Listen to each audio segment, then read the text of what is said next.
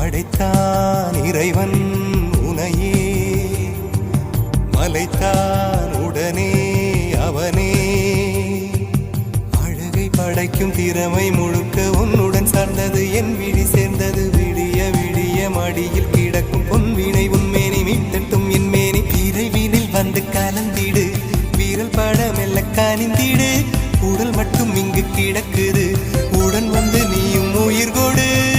பல்லவன் சிற்பிகள் அன்று பண்ணிய சிற்பத்தில் ஒன்று